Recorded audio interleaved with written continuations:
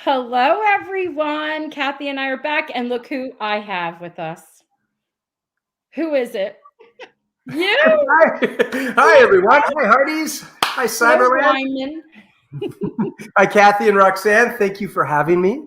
Sure. Thank you for being here. So, what do you have to say for yourself? Well, I am wearing my Hawaiian shirt for a reason, people out Okay. there in Cyberland. Was that not a monster of an episode? Holy moly! Yeah, Beautiful. it was so good. Roxanne, it started for me. My 5-year-old daughter was watching with us. And when Henry McGowan came on, my daughter was like, Daddy, you're on TV because of the white beard. I was like, whoa, honey. No. That's not Daddy. That is Wyman Walden. But yeah, I've just got a kudos to the writers and the producers and the cast. Last night's episode was a roller coaster ride, full of emotion and awesomeness. It was great. It was great. I loved it. I loved every minute of it. So there you go. You come strolling in. I have to tell you, I laughed out loud and had to rewind your scene with Bill, with Jack. Oh my gosh. When you say that you went to the office and he wasn't there, and he says, I know I'm not there. Leave a note. I got to tell you, like the entrance, first of all, let's do the moonwalk back a little bit there. First, I get to walk by Molly and Joe and Loretta. Did you see the stink eye I got from them? Yes.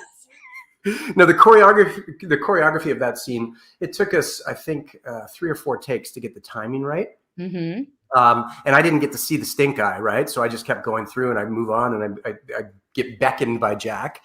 But yeah, that was, I've got to tell you, every scene I do with Jack, it's so much fun. It's such a collaboration, and Jack cares so much about every scene. But sometimes if there's humor involved on either side in the writing, to try to contain the laughter in the middle of the scene when it's kind of heavy is pretty fun. So that was a great scene, and it was an awesome entrance for Wyman for sure. I had a blast with it. And I love it because those 2 girls, they have managed the stink eye for like perfected it for 9 seasons. Those 2. I know. That was professional. Great. 10 out of 10. I tweeted out something last night like, thanks, it's so great to see you both, even if I get the darn stink eye. Yeah, they're lovely and they're fantastic at the characters they play. I loved it. I absolutely loved it. And Bill took away your gun. Yeah. How dare he? I know. We have the right to carry our own arms, I think was the line that I used. And that was it was an interesting moment, but I don't know if you noticed that I was able to maintain my smile throughout the whole scene. Yes. Not letting Judge Avery rattle me too much. No. But no concealed carry in Hope Valley, I guess. No. And see how calm? He's like cool as a cucumber. Always. Yeah. It was just beautiful. And you always have a smirk, and everybody's like, what are you like, what are you up to? You're like so much, you're up to something like it's driving us all crazy, trying to figure it out. Are you living? Is Wyman living or staying upstairs? Because I keep seeing him come from out downstairs. Is that where he's staying? I think I'm legally allowed to say that no, I'm not living upstairs in the bar, but what else is upstairs? I don't know. All rooms, offices, what? No offices. Rooms are gathering places to meet, and I think Lucas likes to spend a lot of time upstairs. Oh, he does. Absolutely. So I saw you come down from up there. So I do know his office is downstairs, but upstairs the balcony hangs out, yes. It's where he likes to have tea, I believe. Yes, correct? It is. Yes, it is. And he even got a special teacup the episode before. Yes. So I could tell, just like when you were coming down the steps, there's that line where Elizabeth says to Wyman, you say, I was going to purchase the Queen of Hearts, and she was so out of her mind at the end of the season, she didn't even realize all of that. And she says, well, he's very much attached to it. And I thought, oh, look at this. Little defense there. Defense of Sir Lucas, the French-speaking Sir Lucas, by the way, which was great. Yeah, I was a little offended that Elizabeth didn't recall our first meeting. I was about to say that. She just totally like, we've met? What? When? But at that moment, I remember she was just totally focused on Lucas and getting to him and sharing her feelings. And Wyman just totally came through, interrupted them, totally oblivious to the dynamic tension between the two. So. Yes, I certainly interrupted that conversation and just pushed my way with an introduction, I think, in the tail end of season 8, which was fun. But coming down those stairs, and I don't recall, I was like, I have to maintain a smile here, but how dare you not recall meeting Wyman Walden? So much for making a huge impression. Yes, exactly. What the heck does that say about moi? So we also really didn't know exactly why you were in Hope Valley last season, but now we know you're connected to the foundry because it was said. And I don't know if everybody knows what a foundry is, but so normally they make steel, like it work with steel or make something to that effect. And it's important to the town, I guess, in its growth because Hickam said that. And you had interactions with Hickam. And I'm thinking Hickam is not a dumb man. I'm curious to see where that is going. Yes. We'll have to see if we have some more encounters in the rest of the season. But yeah, working with Ben, he's one of the actors that I didn't know prior to coming to When Calls the Heart. And I didn't know how long he had been on the show and what his relationship was. And he's a wonderful, kind man. So I actually think he would be voted mayor in real life. Well, that's true. Yeah. But yeah, that was, it's interesting, Walden coming in the tail end, as we talked about, I think when we did the last chat, we know historically that industrialization does come into these places, and there are pluses and minuses to the industrialization coming into a town. But I firmly believe that Wyman looks at the positive outcomes that may come from that. So he's very invested in Hope Valley, and he sees the potential of what can be. And I don't know if you saw my text just a week ago or sometime this week, I think, but I thought Pastor Joseph's sermon when he said Hope Valley won't remain the same forever, so for now. Isn't that so true? I did. I did. And I was like, I have some theories on that, but I won't put people on the spot. I'll wait till you leave and then I'll share those theories. Okay. So many people reacted like, I do not want anything to change. Yes. It appears that you're saying Wyman seems to be more invested in the town and its progress than in his own enrichment. I think there would be harmony between those two thoughts. Yes. Okay. Absolutely. And then you were playing cards and you did very well. Ooh, did you see that pack of chips? Did I cheat? I think Wyman's got the skills to pay the bills when it comes to the card games and a lot of things in the business world, I think.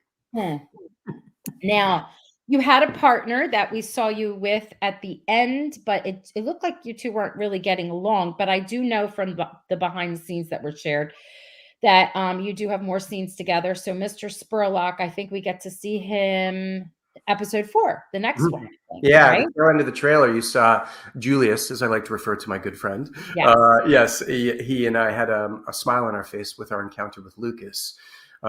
Which is a fantastic scene soon to come. But yes, Spurlock and I get to spend some much deserved time together. And I mean, throughout the season, yes. We'll have to wait and see. Roxanne pushing me to the limit here. Okay, no, I won't push you to the limit. I'm joking. And I do love the scene because I see Lucas once again being like, very protective of Elizabeth and saying that, to the two of you to keep your distance, so to speak, which is very reminiscent of what happened with Elizabeth and Spurlock's. I don't know how they're related, if it's his brother or not. In the first season, I'm pretty sure it was the first, where he almost killed her. So, and he was, taken away. So I don't know if that comes to light because there is a point, and I'm not asking you to answer it, but there is a point I remember when Nathan and Bill are standing out looking over the town at the end of season 8. Bill's like, Spurlock, like, why do I know that name? So I'm sure, that's going to come to light right away. But yeah, the family line has carried on for sure. And the Spurlock name, definitely their involvement in their side of the business has stayed the same for sure. So there's definitely a connection. Okay. I think Peter's made reference to what the connection is exactly. Yes. Relative wise, I believe Steve Basic played the original Spurlock in season 2.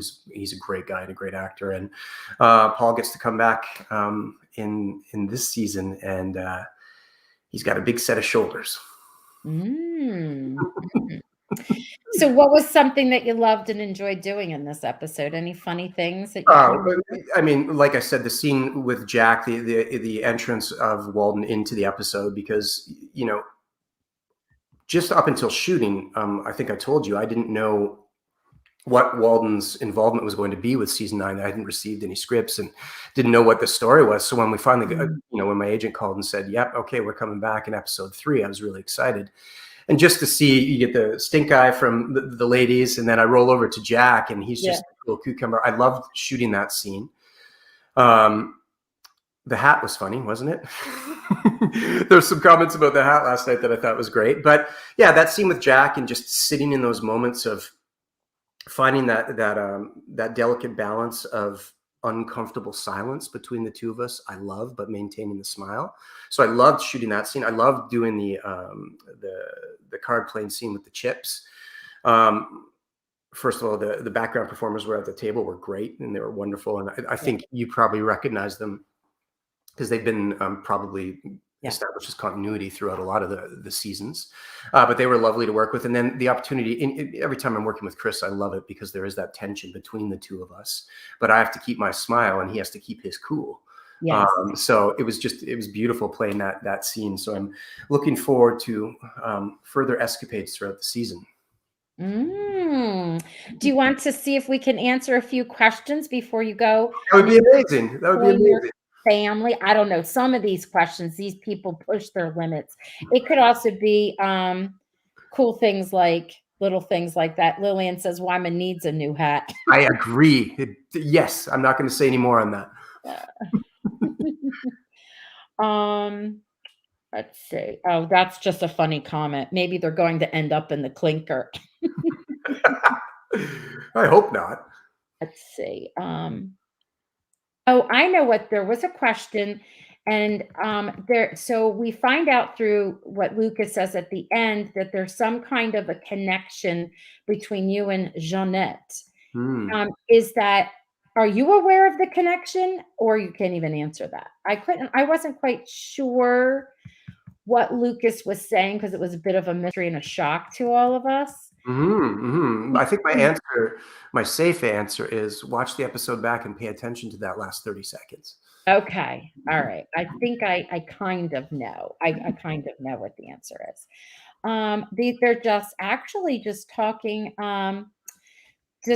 back and forth. Pam, this is Pam Smith. She said, hope Wyman turns out to be a good guy. A lot of people were saying that. They really hope that. But let me say this. Remember Henry? You don't remember Henry. You weren't there, but you do now. Henry wasn't always a good guy. And, it took time and they wound up redeeming him. Even Pascal's part, when she came on, she was downright sneaky and rotten and nasty. And now we just love her, So there's always, Pam needs to know that Wyman is a nice guy. He's just got aspirations. That's all, but he's a nice guy. Okay. I remember when Wyman first came on, he appeared to have a difference of opinion with what are they called? The Spurlock is one of them. The Pinkertons. The Pinkertons, yes. Because they were like really nasty to Wyman, Paul was giving me the stinky finger. Don't you dare, Wyman. Yeah. So I'm kind of with you, Roxanne, on where Wyman's going to end up in the big picture. Yeah, me too. I'm wondering. I don't know. I have lots of theories, but I'm not putting you on the spot. I'm just saying I have lots of theories. CK says Elizabeth accidentally revealed to Wyman a multiple of ways he can meddle in Lucas's life. She did when she was just by saying how important that Queen of Hearts was. So. I think, and I appreciated that comment. And my smile got a little bigger as I walked away from that encounter. I know. We saw all those little things. And I love that because Jo, when she was on Joe Newmarch, I love her reactions to things. She's great. Like she doesn't even have to say much and they zero in on her face and it's her reaction. And we Amazing. were sharing that about something else that happened on episode 1, when Henry rips open the door and he borrows the hammer from them, and then they give it back and she has this whole look and it's priceless. And that's what we have to do. We have to pay attention to you and your little like facial expressions and the things that you say. Sometimes you even raise your eyebrows. Yes, I do. Yes, that's all. I don't know how that happens, but it does. I once had a casting director say, "You have a very expressive face," and I was like, "Thank you. I can't control it." But I noticed watching that episode last night, those nonverbal moments at the end of some dialogue and encounters with different cast members, there's always a little gem thrown in. And Jo, like you said, Jo is amazing at them, but the entire cast has those beats. So if you watch them, it always continues the story that we were just moving from as we go into the next scene. It's the truth. These are the things that I always say to people. You have to pay attention. There's sometimes a little piece that goes to the next story that goes to the next story. Quite a few of the people were asking why you were at the party. Well, who threw the party? Lucas. He must have invited me. Yeah, I know. I say merci beaucoup, Lucas. So Lucas, I know what he said at the end, and he's just, you're trying to become buddies, I think. Wyman will turn around and help Lucas catch the really bad guys associated with him. Okay, Starla. Starla, I like that. We're marking that down, Starla. Let's hope the writers are watching, okay? And they're getting these comments. That's fantastic. Yes. Pam is up again here, and she says, "You're a great actor, Wesley." She loves. Pam, thank you so much. I appreciate that. Thank you. This is funny. Were you upstairs having tea with Lucas earlier? That's what Linda wants to know. Well, Roxanne, where does Lucas like to enjoy his tea from time to time? On the balcony. On the balcony. So one might put that together. Oh, one might. Okay. All right. And then they're just saying Lucas is trying to gain his trust. And now they're having their own conversation in the chat. They're putting it all together. I like that. Interesting. I know. Okay. Leave us with one last thought before you go and spend time with your family. And thank you for joining us. I'm putting you on the spot. Yes. Thank you for having me. One last thought is, I would like everyone to look forward to, you'll see in episode 4, as I said, my good friend Julius comes into the picture. And just think, I wouldn't say that. I'm trying to be very politically correct. Be careful. Yeah, let's just look forward to the adventures of this Laurel and Hardy team that are about to. Okay. That's a good description, because it kind of is sort of like that. I'm looking forward to it too. Yeah, it's a fun season, and come along for the journey and the ride, and we'll see what happens. The writers have paved the way for a really exciting season, and the cast is grasping it with both hands. And it's the fans, the Hearties. You guys are amazing in your participation and involvement. Each Sunday is second to none. It's fantabulous. We love it. Thank you, Wes, for joining us.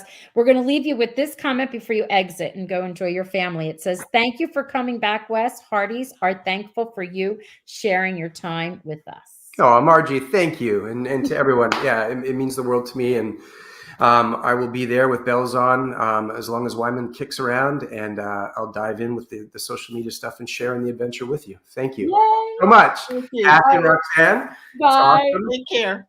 Thanks, Bye, Dave. Wes. Ciao. Take care. That was lovely. Oh, he left us with some tidbits. I cannot wait. Oh, everybody's saying thank you. Okay, we have so much to talk about because so much happened. All right, Kathy, do you want to start? There's so much to unpack. I know. Come on. I'll just go through. I took notes.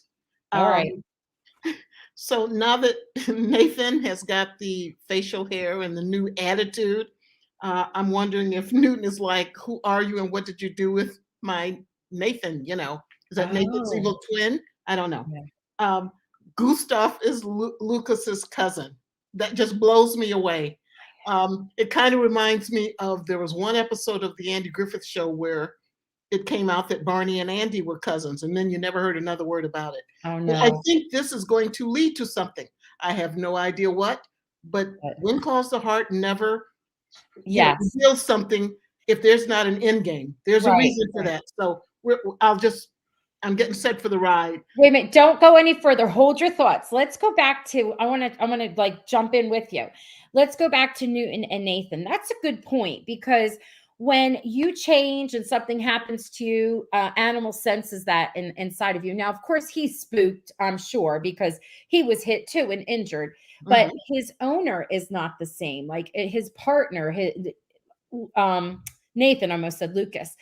And someone had written to me and pointed this out, and it's true. Like she's very much loves the character of Nathan, and she was defending him and his actions and the way he was behaving. And she's like, people keep forgetting he has a brain injury, and I'm like, that's true. When you have a brain injury, you're not yourself. Like you can say odd things, you can act. I mean, he couldn't even walk at first.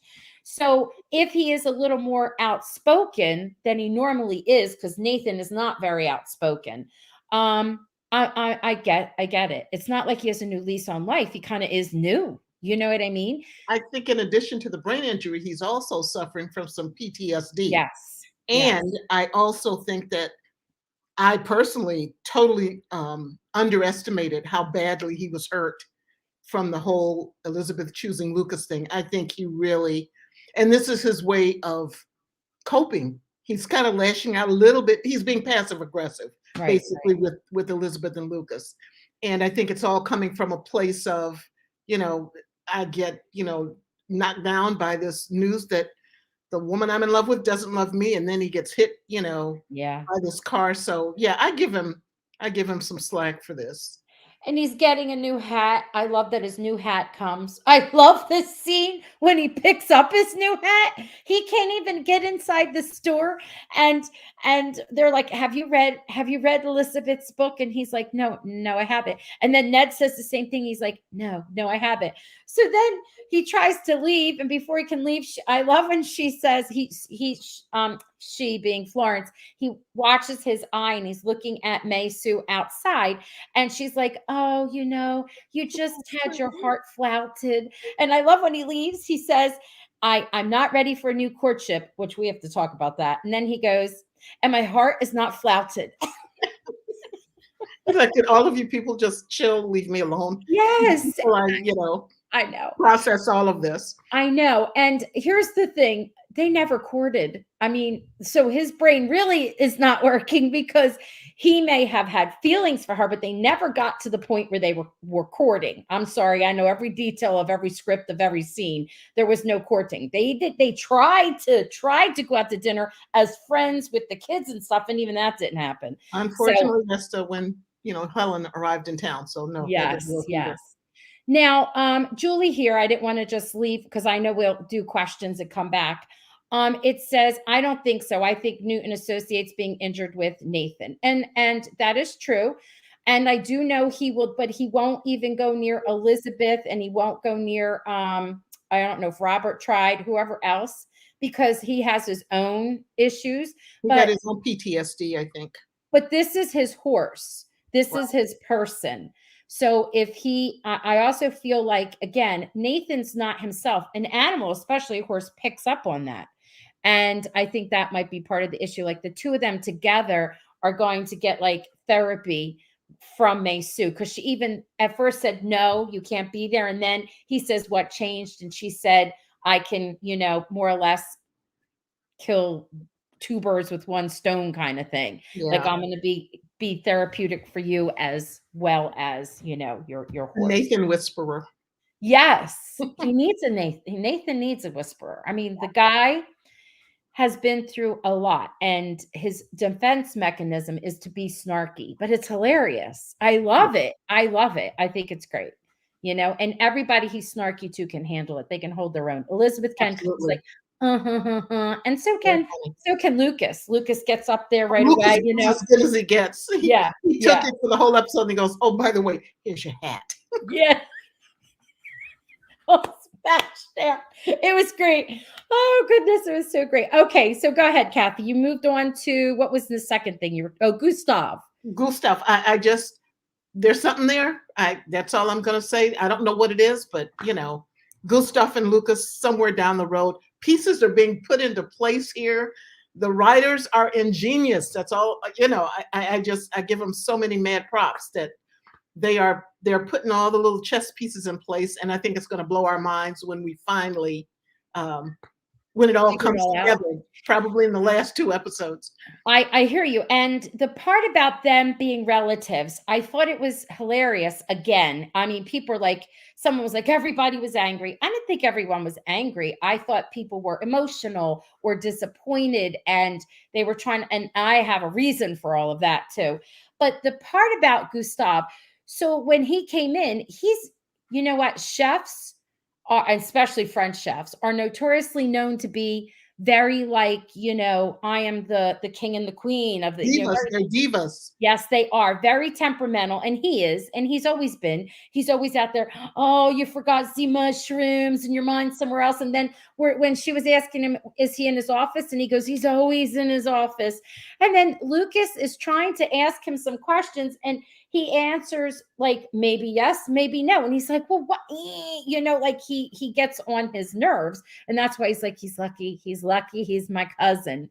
I thought that was a great little moment. Gustav is always there for him when he wants to, put on a big deal for Elizabeth, the backyard dinner and the dessert and such. And I think obviously if they're related, they love each other, and Yeah. there's some affection there as well.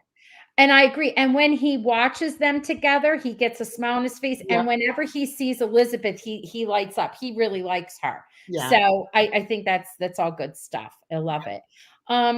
This is just going back to the Nathan thing, just so I don't lose it, because we get like so many comments. It's hard for me to go back.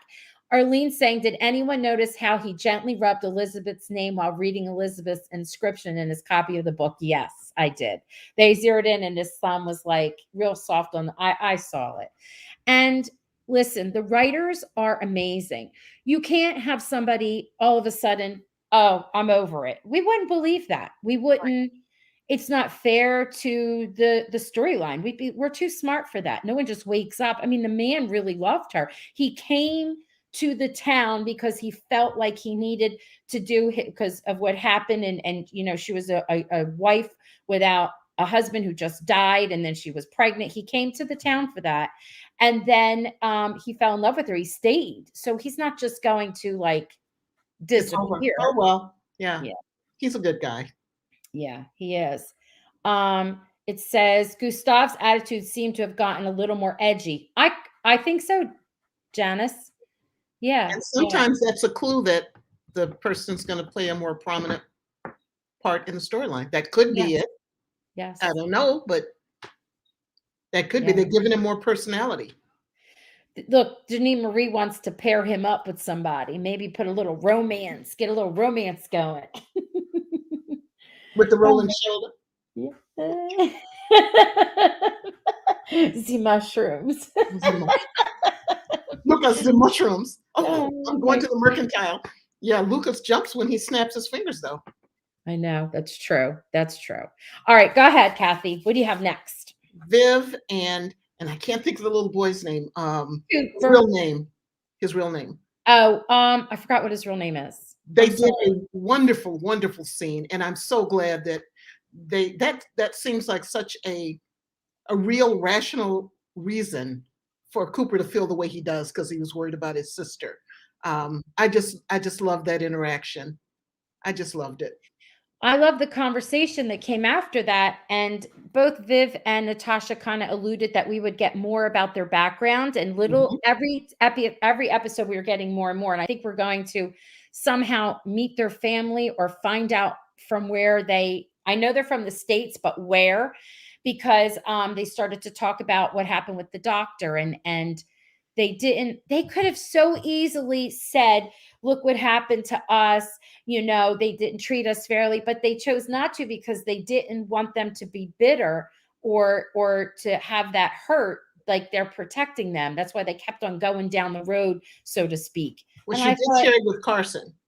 pardon me? She did share the story with Carson. Remember Yes, before he left? yes, but I meant they didn't tell the kids. He didn't tell. Oh, yeah. Yeah, the kids is what I'm talking about. They didn't want them to feel the pain or to realize what the real world was like. They kind of like sheltered them, which was a good thing. And they said when they're older to understand, we'll share that, which I feel like is a theme that might be for that family all season. Like each time, I saw something, a bit of a change. So Christian Cooper, he's played Timmy since Timmy was Timmy on the show.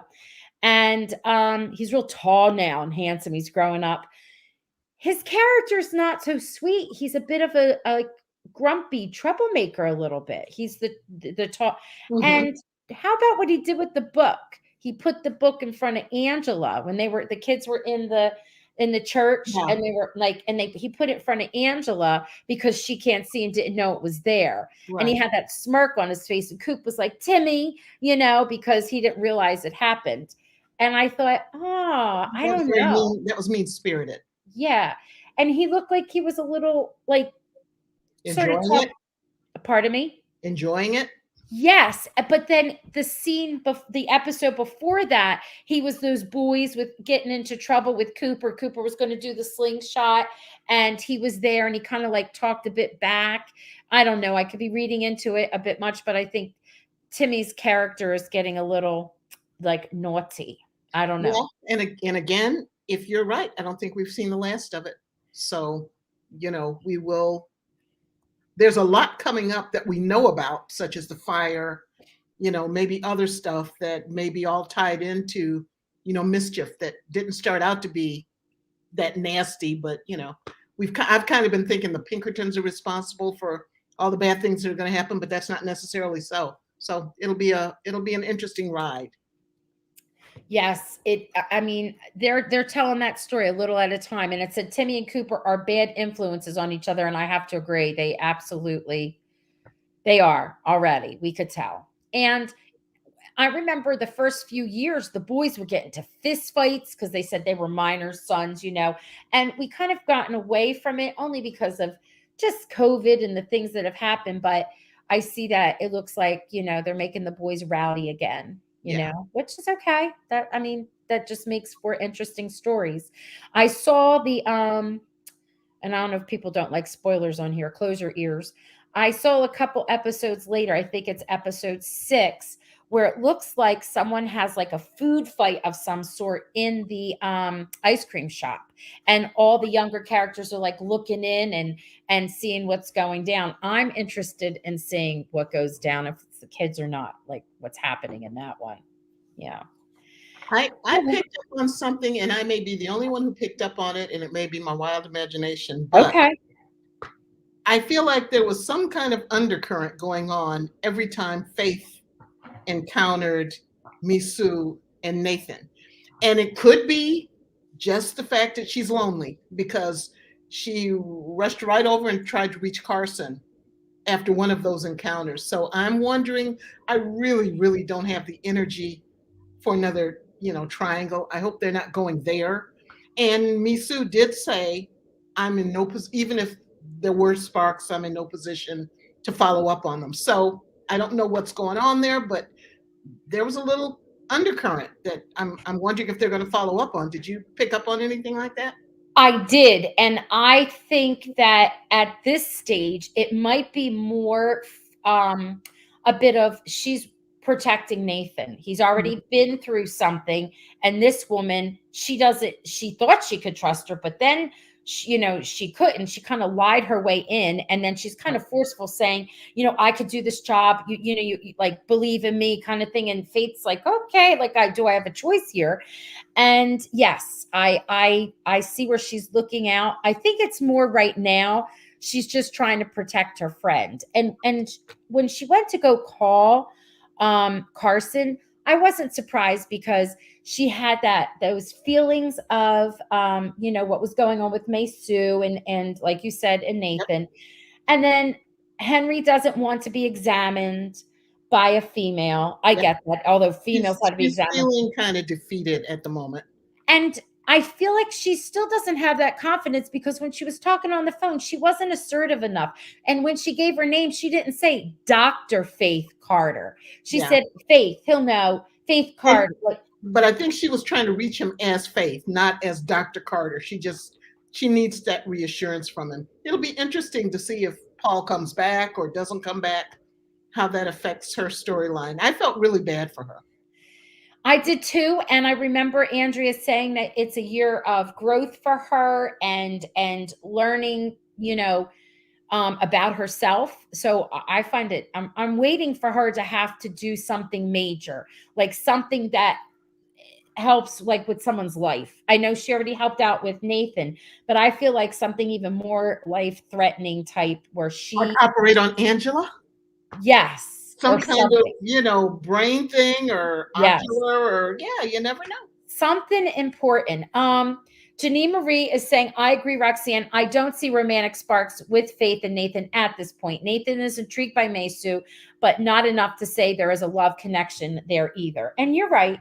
And she's more or less, because even when she talks to him, Faith, she goes, as your doctor, but as your friend, as your friend. Mm-hmm. Yeah. All right. I'm just going through what people are saying. Okay, go ahead. Go ahead, Miss Cat. I'm getting worried about Mike. I can't tell if he's overconfident or if there's some kind of end game that he's so wise that we don't know it yet, or if he's just being overconfident and he's rude. You just go and Bill, I want my office back. I mean, he didn't say it quite like that, but he could have been nicer. He could have been more diplomatic about it. He knows how Bill is. Yeah. I mean, Bill is a big old grouchy grump, but still, he could have been more sensitive, right? In the way he did that, and then the way he came in last week with, I can't believe I won. I can't believe I won. Yeah, I think it's kind of off-putting. Because there's a silliness in him, but then he's always been awkward and silly, but then he's also very smart. So it's more like there's intelligence and then there's maturity level, and he's awkward, immature, trying to find his way. But when he meant business, he said, you're going to look out for Wyman, be smart. And he's like, he threatened Fiona. Like, you saw him get serious. Yeah. He almost bankrupt Jesse and Clara, but I'm not dumb. I know that he's good for what he's connected to, and that's good for the town. I feel like he's going to surprise us, and there's definitely going to be a big part of his storyline. I can't get out of my mind that his platform was fire safety. So right. I think we're going to see something with that. And I think, he's going to help put out the fire that's coming to the Queen of Hearts. I don't know. I'll be interested in seeing what happens. I don't think there's any malice in him, but I think he's got a little subtle game that he's going to be gaming Wyman, or he's going to think he's gaming Wyman, and it's going to be a humbling experience, which would be a good thing too, because that would help him accelerate his maturity. So it'll be interesting to see what happens there. Yeah, Martha says Mike will come into his own. I really think that's happening with Kayla. I mean, with Fiona. That's happening with Hickam. I think that's happening also with Faith. The three of them, even Molly. Molly's trying to figure out what she wants to do, and there she is, right beside Faith as her nurse, yet she's thinking of going into interior design. Like, she's still trying to figure herself out. And I'm like, why? Why not go for being a nurse? I mean, you could do it all, but I really think that I don't think she knows how valuable she is yet to Faith. And I feel like like I said, I think something big is going to happen with Faith, and Molly's going to be right there to help out, and then decide, oh, okay, this is the spot. This is where I should be, kind of thing. Yeah. Yep. I've started in my head naming the kisses. What happened? So, I've started naming the kisses in my head. We've got the library kiss. We've got the bridge kiss. As of last night, we've got the distraction kiss. We've got the hand kisses, multiple of those. So I'm going to just Just start tracking them that way. I cannot wait to talk Man about knows how to those two. distract a woman, I tell you. I can't wait. I wanted to put this up. I think from a future sneak peek, Bill puts Mike in an office next door. He does have to have the judge's chambers. And because that really used to belong to Henry, and there was an upstairs. Because Right. when Henry came back and he was injured, this is how Faith came to town. She was his nurse. And first, she knew she met them over when they were in Hamilton, I think it was, and there was the car accident, and she took care of Jack's brother. And then she comes to town. She is Henry's nurse, and he's like upstairs in his rooms up there. And Abigail goes to visit him. She stands outside of the office, and she's looking up. So in my mind, they've never really talked about it, but I do think that like that's where Bill lives.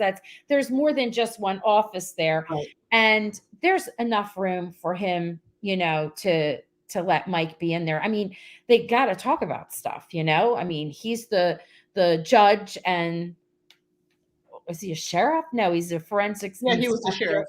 Originally, he was the sheriff. He was a Mountie sheriff, forensics, judge. There's a lot, I think, where they said that the people come together. I really think Mike's there with Bill, Nathan, and Lucas. Even Henry, they're going to come together and unite to fight the big whatever that's there. I'm just wondering if they're going to be on the down low, though.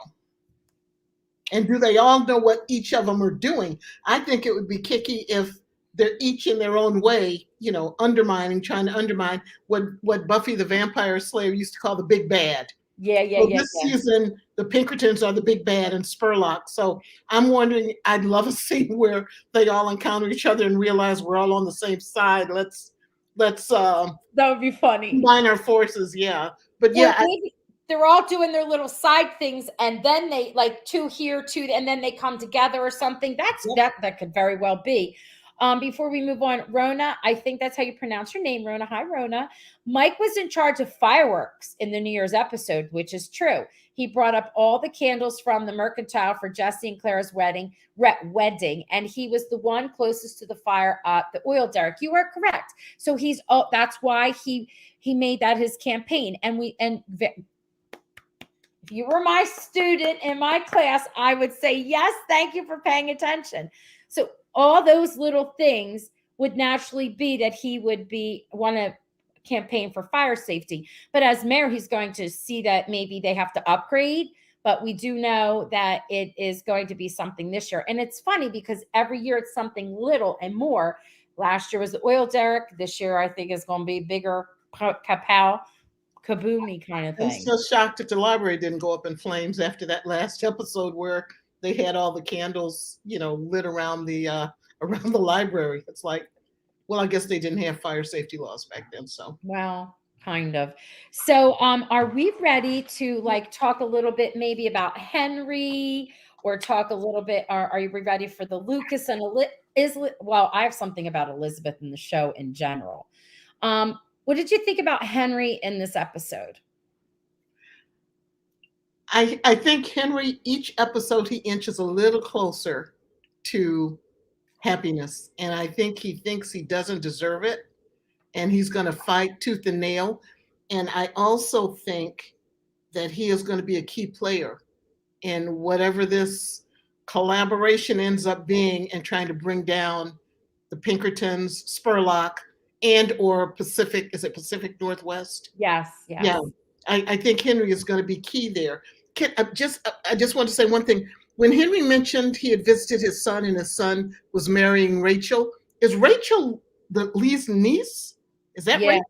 Yes. That's what I thought. So they ended up getting together. They're getting married. Yeah, I think at the end of the season, he got a letter and there was a picture of them together. So he knew that he had made it to the town and that they were courting. Yeah. And they're getting married, which is wonderful. So there'll be a relationship between the cultures. They can come back and visit. Yeah. But I think Henry's story arc this season is redemption, and not from any outside source. I think it's all going to be about him forgiving himself. And I think if he can participate in bringing down the ones who really were responsible for that mine disaster, that will be like one of the final steps.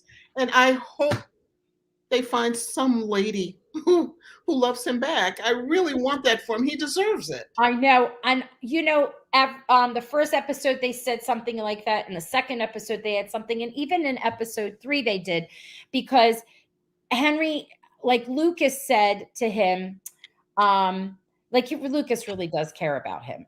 And Lucas said that I told them, you are integral to this whole, like, if you're not in their business plan, then they're missing out.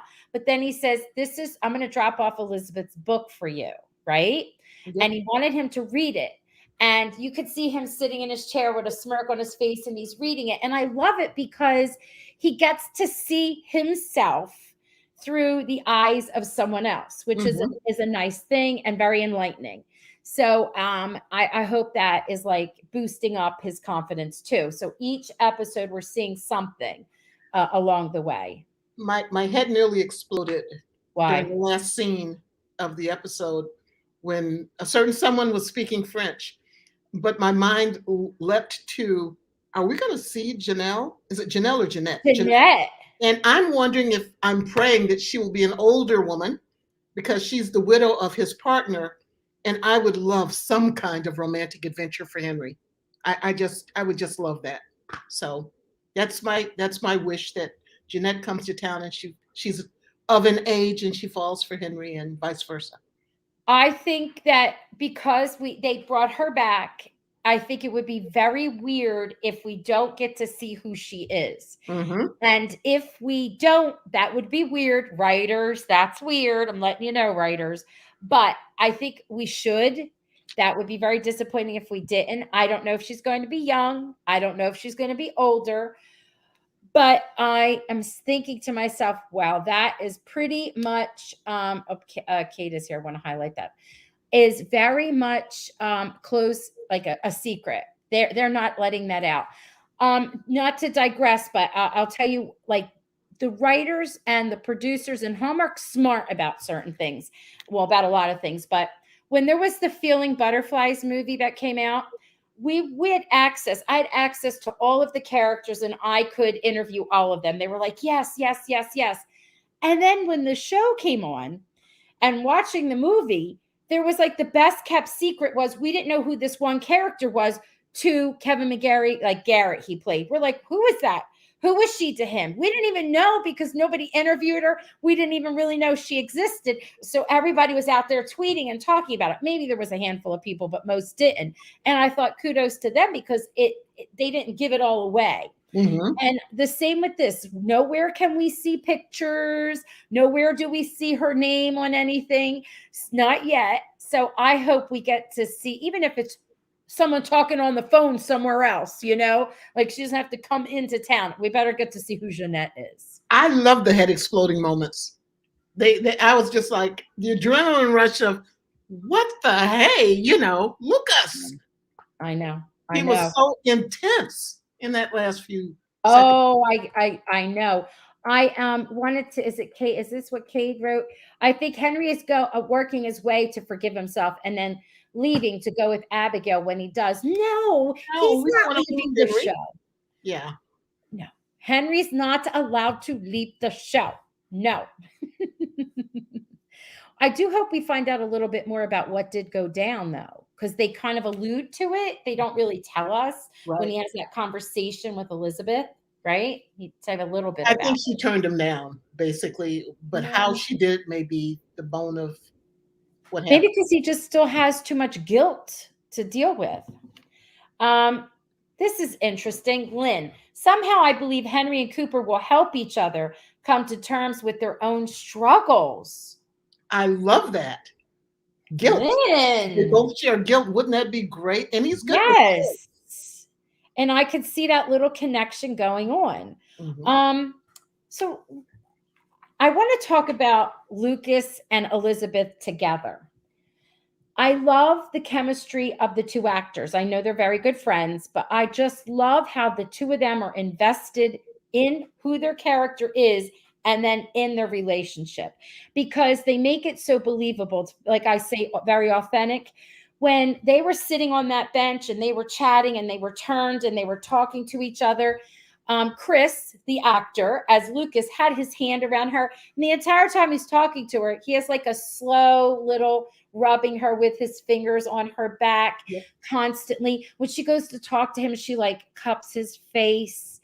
You know, they're very touchy-feely, always, all the time. And it's so believable. And this is why we fall in love with the two of them falling in love. I'm like, holy stromboli, as I told my students today, you know? And they discuss that stuff. I've read where even like with the bridge kiss, you know, they talked about how far do we want to go? Do we want to, what feeling do we want to get across? And they do it beautifully. They choreograph, I guess is what I'm trying to say. Yes. I believe they choreograph those scenes, and he's not just, you know, rubbing her shoulder idly. This is all by design. And I think they're as invested in Lucas and Elizabeth as we are. They are. I mean, they truly are. And I love all the distractions. I want to talk about the time frame of the day, though. But I love the distractions in the one where he's like a kiss and he laughs. He's laughing when he goes in for the kiss because she's like, "Woo," you know, and he just gives her one. And she's like, closes her eyes. She's all into it. And he's got his one eye open. Was and that Bill? Like, Mike down that was. Yeah, that time. Okay. Yeah. And I was like, oh, this is so delicious. I put like an open mouth kiss like that, like they were doing. I mean, not that they were doing anything that was, you know, not Hallmarkish, but I put something like that there and tweeted it out on Twitter because I was like, oh, that's like deliciousness right there. I love it. It's just, and it was funny and it was cute. I love their comedy when they do the comic timing. They're good. Yeah. Elizabeth is good. She was so over the top. Oh my goodness, a surprise for me. It's like, Elizabeth, anyone who bought that, it's like, come on.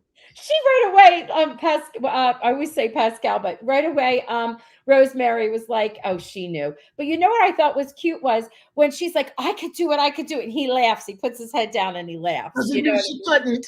Yeah. Like, come on, we're going to get down there. I'm going to have to, did they show his face when she did it? Yes. No, they didn't. They showed. I would love to have seen his face. I know. So Rose Chocolate 1991. I don't want Jeanette to come between Luca Beth. Oh, they won't.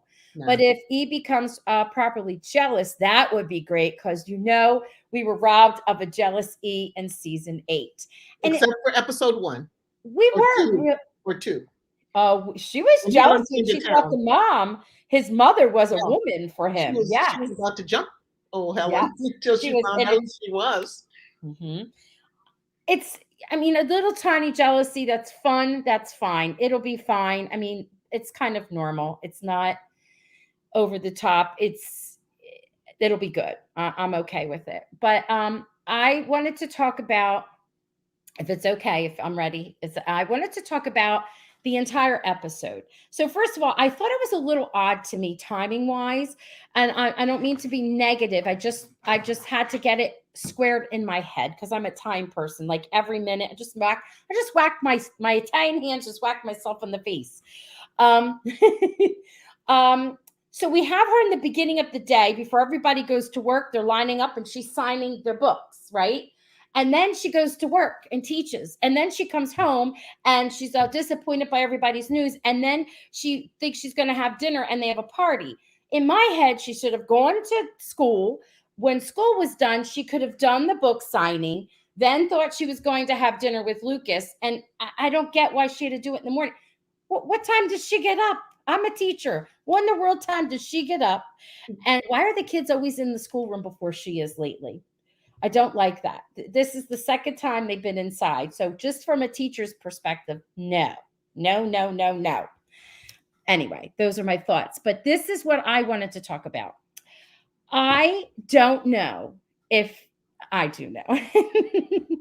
The writers were doing a little to the fans in this episode because the things that they were saying, like Lee and Rosemary were talking about being unkind, the type of words that you were choosing when you were talking about voicing your opinion.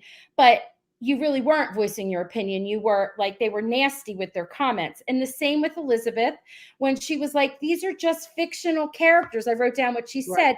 I was just trying to tell a story and couldn't believe how people were behaving. And she said, they weren't just, they were unkind to me. It wasn't that they didn't like the story. And I thought, look at this.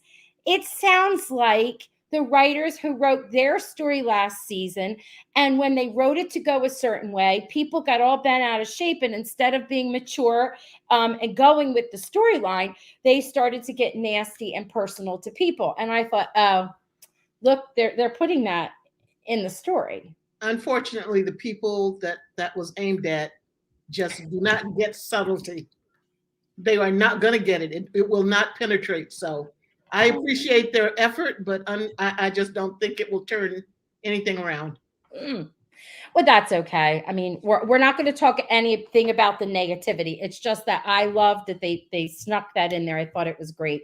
What about the beautiful story though that the woman wrote, and she said, this is the book review that counts, where she, through your story, it helped her feel like she knew she wasn't alone. I love that. I thought that was great. Yeah, somebody had commented they thought the book was only published or sent to Hope Valley. I didn't get that at all. I got the impression it's published everywhere that you would publish books, because this woman wrote in from out of town, I thought. I didn't think that was anyone in Hope Valley. She was from out of town, and it was sent to they sent it to the newspaper. Yeah. Yes, anybody could get it. It's published all over. Yeah. Yes. It says, watching how Elizabeth was affected by the negative reviews, I could see Erin's pain through those dialogues. And it's true. It wasn't hard for her to act that out. Right. Yep. Yeah. That was, real life seeping through. What's this? It won't, but Brian Bird said it was for us, not them. I think it's all in there to show us good comments, what mattered. It's true. I do. It's true. He did say this was for us. It was about what was, the love story of all those years. Cause she said that, it's almost a decade. And I agree. And you're right. It is, in the end, that's what the message was. It's like it is the one message that you should get is it was joy. It brought you joy. It was about your life. Not everybody is going to be kind, but look at this one. This woman was in your shoes, and this is how you're helping her, and that's important, and that's true. That's what you have to look at with everything. But you know what happened? One person. Yeah. What's this? Brian Bird tweeted how people tell him When Calls the Heart has impacted their lives, which was reflected in the letter. Yes, it's true. And Kathy, I did too.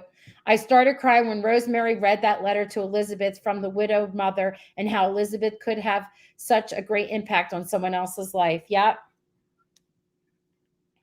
Aw. A woman voiced feelings of many real life, including me. Aw, it's true. Aw. See, and that happens all the time in the story. Just the whole wonderful storyline of redemption with Henry. How many people are out there that feel like they don't deserve, happiness and whatnot? So there's just so many beautiful storylines in there. I love how. Oh, sorry. Go ahead. No, go ahead. I was just going to say, I love how the writers have written the characters of Hope Valley, because although I adore and love Lucas and Elizabeth, I just adore and love every character on that show. And the storylines that they're weaving with, I think I mentioned it last week. I think every storyline is either already touching another storyline with other characters, or it's being planned out that they're going to do that. I think that is remarkable, and that they plan so far ahead.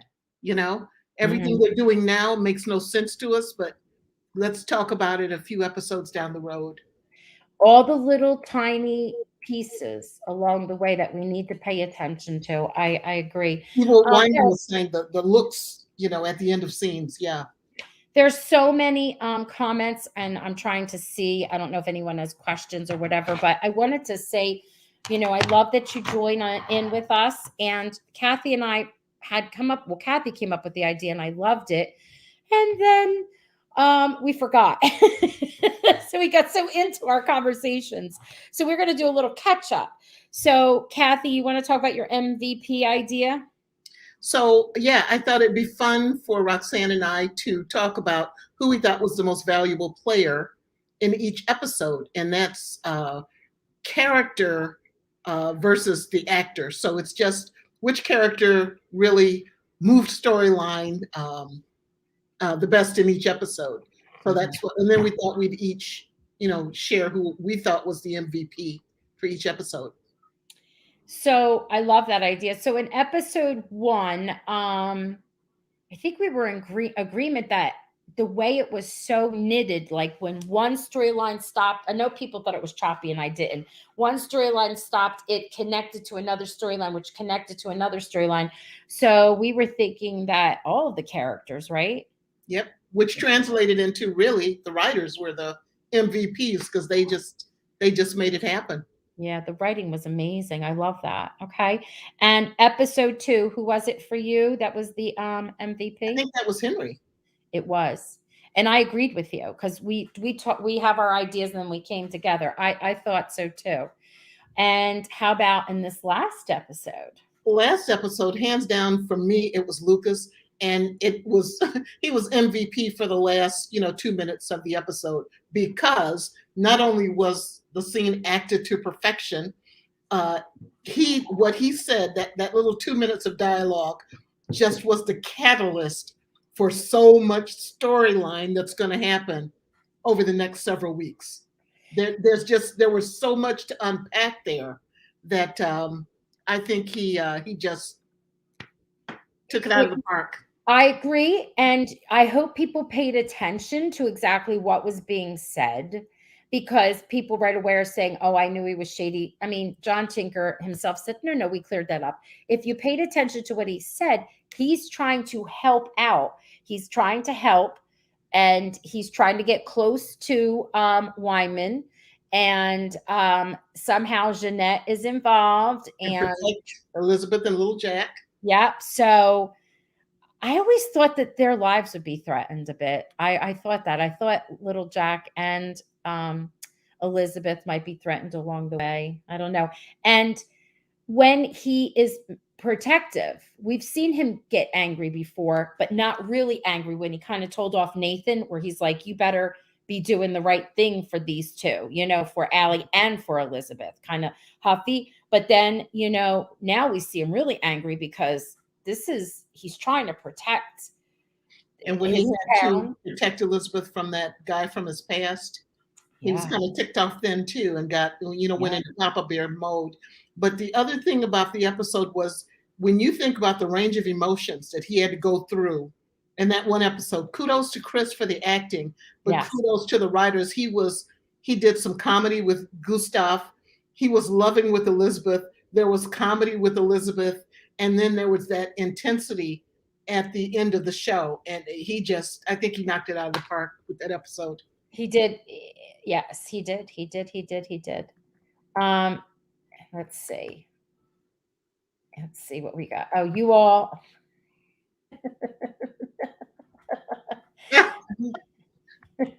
That's sweet. Thank you.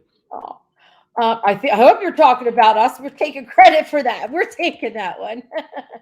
Somebody said something up here that was, they love the MVP idea. Thank you, Nikki. She said, I sent an email to Hallmark asking them to let you interview Chris. Have you heard from them yet? So let me address this in the most diplomatic way. No. I'm only joking. No, listen. It's something new. I've never had to deal with it before. I'm dealing with it from all ends. Hallmark is, you have to have permission now, and they have like this middle person. I will tell you, I'm used to, contacting the agents and saying, hey, I'm Roxanne. Here's my stuff. I send them my, my work. They check it out. And, they decide to loop in their actor. And often the actor will send me their private email and I can chat directly with them. But that does not come before the agent, and some is totally through agents. Some are very professional, and others, not that they're not professional, they just feel comfortable and they email me. I don't email them. No, I have not heard from Hallmark. I don't think that I would hear from Hallmark, only because they're overwhelmed. They've just got so much on their plate. I can't imagine that they want to be a middle person. So not unless I get hired by them, I don't think I'm going to hear from them. But thank you. I put that out there because that's what I was told. I was told I had to, have permission, and Taylor Albers is the right person to contact. And I appreciate it. That was sweet. We'll see. You never know. All right, this has been wonderful. We will get to see you next week. We will be on for episode 4. And I am not quite sure who is going to be our guest.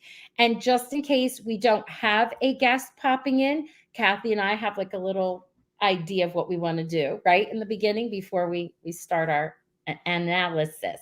It will be fun. It will be fun. Does anyone have any questions for us? I see who's trying to be teacher's pet. Oh, they're talking to each other.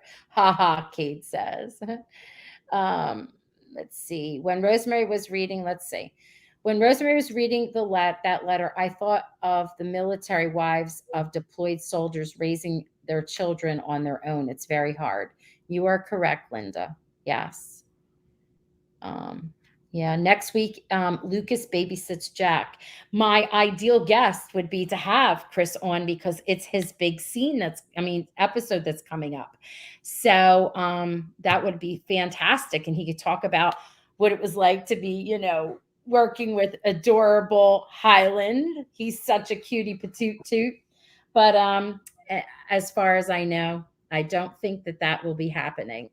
Let's see. What's this? Oh, I wanted to, I lost it. Here it is. I keep remembering the interview Chris had with Paul Green, where he said that he doesn't often look at email, etc. So I still have hope for an interview. Oh, his email. Yes. But you emailed the agent, and the agent, she would call him and talk to him about it. So yeah. Oh, Peg said, thank you. Thank you all of you for, joining us. And Adele has a question. Do you still think Lucas gets a black eye by accident, or does it seem more like he's attacked? To me, it seems like he gets jumped. I don't know about that. I'm still undecided. I had some ideas. I was hoping it was in with all the guys either playing baseball or something goofy and it got out of control. I feel like he was almost a little bit proud that he had the black eye, or I don't know. I came over to show it off to Elizabeth. Huh. Oh, did you notice that this whole thing? Yeah. I'm the man. No. All right. Nice chatting with all of you too. Thank you. I love it that you join in. We love you. I look forward to this as much as I look forward to the episode. Yep. Same here. All right. Starla, I see you, Starla, about the red hair. I think as people are saying goodbye, I'm just looking at the things that pop up. Molly's assumption about the redhead, I think that may be parallel to the assumption about the Mountie in the book. Yes. Yep. Thank you, Starla. Molly really needs to stop jumping to conclusions. Yes. I absolutely love tonight's discussion. I can't wait to see Lucas babysit Jack, and also Lucas getting that black eye. Me too. We find out in the next episode, don't we? Because when he comes in, that's when he has it. Yeah. Yep. These are just people saying thank you. Thank you, Jean. Great talking with you, Roxanne and Kathy. I'm going to rewatch the episode again for that last scene with Lucas to get all the details. Do it. I'm going to have to take French lessons so I can get every single nuance. So when he's talking. Écoutez, that means listen. That's what he was. Yeah. Mm-hmm. Yeah. Luther was not a Mountie in the book. He owned a restaurant. Actually, Luther Brandt was a Pinkerton, I think. That's what he was. And he's the one that actually had the daughter. And yes, he did own a restaurant and all that. So it was a combination of people. It wasn't the Mountie. It was Luther was the Lucas part, and Grant was the Grant part. So Luther was actually a combination. Yes. Of Lucas and you got it. You got it. Yes, he was a former Pinkerton. Thank you, Janine Marie. All right. Good night, everyone. Good night, all. Take care. See you next week.